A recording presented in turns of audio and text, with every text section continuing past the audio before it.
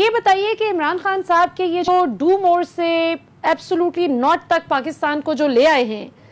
کتنا سسٹینیبل ہوگا اور کیا کیا پریشر یو ایس پاکستان پر ایگزرٹ کر سکتا ہے اپنی بات منوانے کے لیے؟ دیکھیے ملیہ، یہ تو کافی دن پہلے سے یہ واضح ہو گیا تھا کہ اب پاکستان مزید تختہ مشق نہیں بنے گا، سپرنگ بورڈ نہیں بنے گا کسی بھی امریکی آپریشن کے لیے. اور چونکہ وزیر اعظم نے اپنے دور اپوزیشن سے ہی بڑا واضح کر دیا تھا کہ وہ ڈرون حملوں کے خلاف ہیں، وہ پاکستان کی سرزمین کے استعمال کیے جانے کے خلاف ہیں، بھلے وہ کسی بھی مقصد کے لیے ہو. تو اس میں کوئی اچنبھا نہیں ہونا چاہیے تھا. خواہ مخواہ اس میں ہماری کچھ تجزیہ نگاروں نے، کچھ انٹلیکچوئل جو ہیں، لکھاری ہیں، اور ہمارے سیاستدانوں نے اس کو ایک مسئلہ بنا دیا کہ شاید اندرون خانہ کچھ نئی قسم کی دال پک رہی ہے. جو محمد یوسف صاحب نیشنل سیکورٹی ایڈوائزر اور ٹونی بلنکن کی جو ایلیسن کی جو بات ہوئی وہاں ان کے نیشنل سیکورٹی ایڈوائزر کی، انہوں نے کہا کہ دال میں کچھ کالا ہے. حالانکہ بہت واضح تھی، اور جو ہمیں بتایا گیا کہ جو جنیوا میں ملاقات ہوئی دونوں ملکوں کے نیشنل سیکورٹی ایڈوائزرز کے درمیان، اس میں بیسس کے حوالے سے، یعنی جو مسئلہ زیر بحث تھا کہ امریکہ کو یہاں پہ بیسس چاہیے، اس پہ بات ہی نہیں ہوئی، کیونکہ پہلے سے واضح کر دیا گیا تھا کہ موجودہ وزیر اعظم، موجودہ حکومت وہ اس کے حق میں نہیں ہے. اب ظاہر ہے اس کی اب دو سائڈز ہیں. ایک یہ کہ پاکستان کے ساتھ امریکہ کے تعلقات کس قدر دباؤ میں آئیں گے، اور ان تعلقات کا پھر چین پہ کیا اثر پڑے گا. اس حوالے سے بھی وزیر اعظم بہت واضح کر چکے تھے بہت مرتبہ کہ اب پاکستان کا مستقبل چین کے ساتھ جڑا ہوا ہے، اور اگر پاکستان کا مستقبل چین کے ساتھ جڑا ہوا ہے تو اس کا مطلب ہے کہ امریکہ کی طرف سے کسی نہ کسی صورت میں اس پہ پریشر ضرور آئے گا. اس لیے کہ امریکی صدر جو بائیڈن نے، اور ابھی جو G7 کا ان کا چوٹی کانفرنس ہوئی ہے یو کے میں G7 ممالک کی، تو اس میں بھی جس طرح چین کو ہدف بنایا گیا ہے، چین کو سامنے رکھ کے اپنے مستقبل کے لائحہ جو ہے وہ طے کیا گیا ہے. اس سے ظاہر ہوتا ہے کہ بہت زیادہ پریشر کا سامنا کرنا پڑے گا پاکستان کو. لیکن وہ میرا خیال ہے G7 کے ممالک کو اور خود امریکہ کو بھی اس بات کا احساس ہوگا کہ جس ملک نے پاکستان میں صرف 5 سال کے اندر تقریباً 29-30 ارب ڈالر لگا لیے، سرمایہ کاری کر لی، اس سے جان چھڑانا پاکستان کے لیے آسان نہیں ہوگا. نہ ہی پاکستان جان چھڑانا چاہے گا، بلکہ اس تعلق کو مزید مضبوط کرنا چاہے گا. بلکہ بڑا اچھا ہوگا اگر امریکہ اور دوسرے ممالک پاکستان کی مدد کرنا چاہتے ہیں تو جو ہمارا 100 ارب ڈالر کا بیرونی ممالک کا قرضہ ہے اس کا آدھا ہی معاف کروا دیں، یا 5 سال تک کے لیے ایک ریلیف دے دیں. ہمارے جتنے بھی قرضوں کی سروسنگ ہے، ڈیٹ سروسنگ، اس کو فریز کروا دیں. میرا خیال ہے پھر شاید کسی صورت میں کوئی راہ نکل آئے بہتر تعلقات کی. لیکن ہمارے لیے ضروری ہوگا کہ امریکہ کے ساتھ تعلقات خراب نہ ہو. اچھا، ویسے میرے تو یہ اندازہ ہے کہ بھلے یہ شرط بھی، اگر یہ لالچ بھی ہمیں دے دینا امریکہ، تو عمران خان صاحب جس قدر اس پہ پرنسپل پوزیشن لے چکے ہیں، میرا نہیں خیال کہ وہ بیک آؤٹ کریں گے. ویسے آپ سب کے لیے، میرے تمام پینلسٹ کے لیے اور ناظرین کے لیے بھی ایک بڑی زبردست بات ہے جو پچھلے ہفتے ہمیں ملک امین اسلم صاحب جو انوائرمنٹ کے منسٹر ہیں، فیڈرل منسٹر، انہوں نے بڑی اچھی خبر ہمیں سنائی کہ انگلینڈ، جرمنی اور دیگر کچھ 1-2 ممالک ہیں جنہوں نے آفر کیا ہے انہیں کہ اگر پاکستان اسی طرح انوائرمنٹ پر دل لگا کر لگن کے ساتھ کام کرتا رہے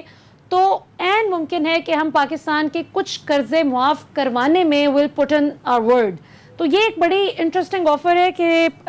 دنیا کے نزدیک انوائرمنٹ پر کام کرنا جو ہے وہ بہت زبردست ہے، جو کہ شروع میں پاکستان میں بڑا لائٹلی لیا گیا تھا، لیکن چونکہ خان صاحب کا بڑا انٹرنیشنل ایکسپوجر ہے تو انہیں اندازہ تھا کہ ماحولیات پہ کام کرنا کتنا ضروری ہے. اچھا راجہ عامر عباس صاحب، اب آپ سے ذرا میں سوال کرتی ہوں، یہی ایبسولوٹلی ناٹ والا سوال اپوزیشن کے تناظر میں کرنا چاہوں گی کہ کچھ اپوزیشن لیڈرز ہمیں بہت ناراض دکھائی دیے اس بات پر. کچھ صحافی بھی، جس طرح امتیاز گل صاحب بات کر رہے تھے نا کہ وہ بہت ہائپ کریٹ کر رہے تھے کہ پتہ نہیں کیا ہونے جا رہا ہے، سب کھودا پہاڑ نکلا چوہا، تو ایسی کوئی بات ہی نہیں ہوئی. اپوزیشن یہ کہتی ہے کہ یہ بات ہم سے اگر ڈسکس کر لیتے عمران خان صاحب امریکہ کو ایبسولوٹلی ناٹ کہنے سے پہلے تو ہم بھی خوش ہو جاتے. So your take on that. دیکھیے ملیہ، عمران خان صاحب کے جو دو پورے یہ جو 5 سالہ دور مکمل کریں گے، 2 چیزیں جو ان کے بیسیکلی کریڈٹ میں جائیں گی. ایک تو انہوں نے پہلے جو ایبسلیوٹلی نو ٹو کرپشن کہا، جس پہ انہوں نے کسی قسم کی کوئی ڈیل نہیں کی اور کسی قسم کے وہ جھکے نہیں، اور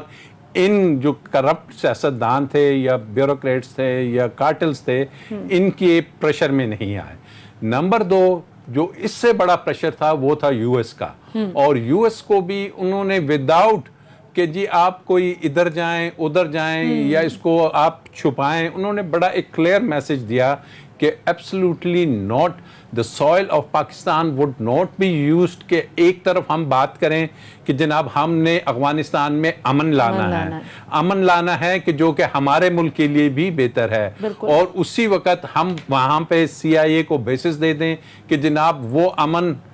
پاکستان کی سرزمین سے، چونکہ یو ایس اب وہاں پہ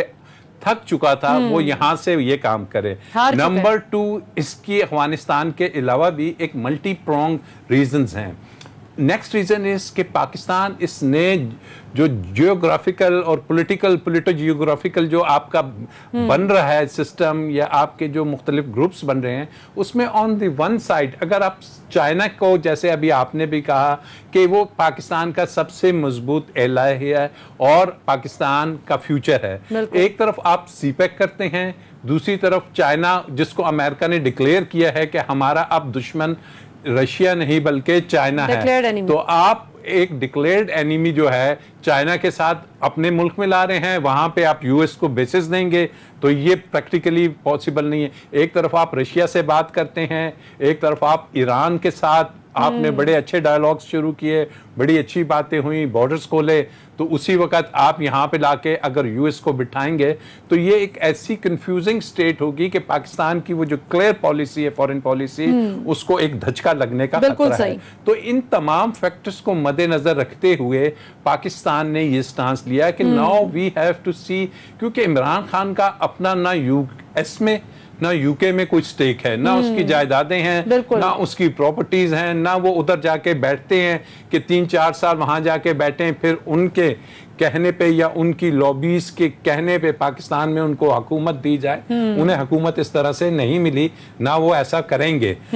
تو ایسی سچویشن میں انہوں نے بڑا واضح ایک پیغام دیا جس سے پاکستان کی فورن پالیسی بوسٹ کرے گی. اب جو آپ کا دوسرا سوال ہے کہ جی پولیٹیشنز یا کچھ میڈیا والے یہ کہہ رہے ہیں کہ جی کیوں نہیں اس کو پارلیمنٹ میں ڈسکس کیا ہے، کیا بھائی پارلیمنٹ میں وہ جو لیجسلیشن کا کام ڈسکشن کے لیے، اس کے لیے تو آپ اے پی سی بلاتے ہیں، اور پارلیمنٹ میں اگر آپ زور دے رہے ہیں ڈسکشن کرنا، تو کیا آپ عمران خان کے اس ایبسلیوٹلی ناٹ کے جواب سے ایگری نہیں کرتے؟ آپ کچھ اور کرنا چاہتے تھے، آپ چاہتے تھے کہ کوئی بیچ کا راستہ نکلے، پاکستان پھر سے وہی بات کرے کہ جناب ہم ڈو مور والی کی سچویشن میں آئیں. تو مجھے تو سمجھ نہیں آتی کہ جو لوگ یہ بات کر رہے ہیں کہ پارلیمنٹ میں لانا تھا، تو کیا وہ اتفاق نہیں کر رہے عمران خان کے یا موجودہ حکومت کے اس سٹانس سے؟ تو یہ بالکل ایک بیوقوفانہ عمل ہے، اور پولیٹیشنز کو سمجھنا چاہیے کہ عوام عمران خان کے اس ایکشن سے کہ اب پاکستان یا جو اس نے وعدہ کیا تھا کہ کسی کا غلامی نہیں کرے گا اور ہم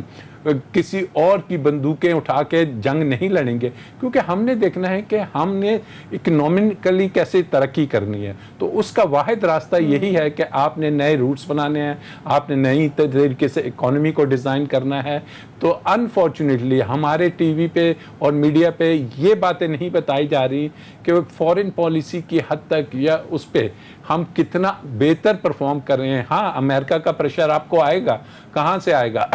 آئی ایم ایف کے ذریعے آئے گا، سینکشنز کے ذریعے آئے گا، ورلڈ بینک سے آئے گا، لیکن اب وہ پوائنٹ آ چکا ہے کہ آپ کو خود انحصاری کرنی ہے. آپ کے دوست آپ کے ساتھ آگے ہیں، آپ نے فورن انویسٹمنٹ پاکستان میں لانی ہے، اور جلد سے جلد یہ فورن، پہلے کیا ہوتا تھا حکومتیں یہاں پہ ان میگا پروجیکٹس کے پیسے، اورنج ٹرین، آج بھی ہم وہ ملتان کا سن رہے ہیں کہ جناب وہ اتنا ایک بڑا گندا وائٹ ایلیفنٹ بنا ہوا ہے، ان کے گلے میں پھنسا ہوا ہے، تو اس پہ کر رہے تھے. تو ہم اپنی معدنیات کی طرف چلیں گے، ہم اپنی اس نئی جیو پولیٹیکل اسٹریٹجی کی طرف چلیں گے. اور امریکہ اب آپ کے اس کو نظر آیا ہے، اگر چائنا ہے تو آپ نے دیکھا کہ انڈیا بھی پیچھے اب بیک کر رہا ہے. آپ کو فوکس کرنا ہے اپنے نئے دوستوں، نئے بلاکس کے ساتھ، اور یہ جو